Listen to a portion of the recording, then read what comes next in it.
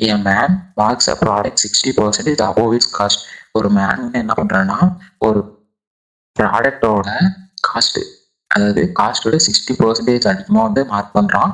And gives a discount off. அப்படி mark பண்ணது இல்லாம மார்க் பண்ணதுக்கு அப்புறம் அந்த ப்ராடக்ட்டை செல் பண்ணும்போது 25% அப்படின்னு சொல்லி அதுக்கு டிஸ்கவுண்ட் கொடுக்குறோம். இப்போ what is is profit percentage? இப்போ காஸ்ட்டை வந்து அதிகமாக மார்க் பண்ணிட்டு அது 25% டிஸ்கவுண்ட் பண்ணதுக்கு அப்புறம் இந்த பொருளை வந்து விற்றதுக்கு அப்புறம் அவனுக்கு ப்ராஃபிட் பர்சன்டேஜ் வந்து எவ்வளோ கிடைக்குது அப்படின்னு சொல்றதா வந்து ப்ராஃபிட் வித் டிஸ்கவுண்ட். டிஸ்கவுண்ட் பண்ணதுக்கு அப்புறம் எவ்வளோ ப்ராஃபிட் கிடைக்கிறது தான் இந்த சம். ஃபர்ஸ்ட் கொஸ்டின்ல assume the cost price. First ஸ்டெப்ல காஸ்ட் பிரைஸ் எவ்வளோ? காஸ்ட் பிரைஸ் வந்து எக்ஸாம்பிளுக்கு நம்ம காஸ்ட் பிரைஸ் வந்து 100 அப்படின்னு சொல்லி ஒரு ரவுண்ட் ஆஃப் ஆன வேல்யூவை அசியூம் பண்ணிக்கிறோம். Find the market price. இப்போ ப்ராடக்ட் இஸ் மார்க்கெட் 60% அப்போ காஸ்ட்டோட அதிகமாக, அதாவது 60% அதிகமாக வந்து அந்த ப்ராடக்ட்டுக்கு மார்க்கெட் ப்ரைஸ் வச்சுருக்காங்க. இப்போ மார்க்கெட் ப்ரைஸ் ஈக்குவல் டு 100, அதாவது சிபி ப்ளஸ் 60% ஆஃப் 100 தானே, அதுதானே எம்பி.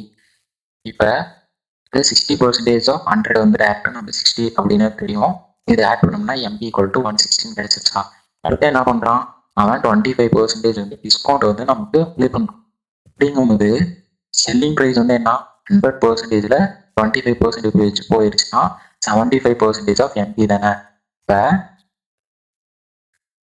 அப்போ எம்பி இன்டூ 75% எழுதுவோம். அப்போ எம்பி வந்து நமக்கு என்ன 160 கிடைச்சிச்சா, 160 இன்டூ 75/100. இப்போ இது நம்ம சிம்பிளிஃபை பண்ணோம்னா எஸ்பி ஈக்குவல் டு 120 கிடைக்குமா. நெக்ஸ்ட் ப்ராஃபிட் வந்து எவ்வளோ அப்படின்னு தானே கொஸ்டின்ல கேட்டிருக்காங்க. அப்போ அதுதான் ஃபைண்ட் பண்ணணும்.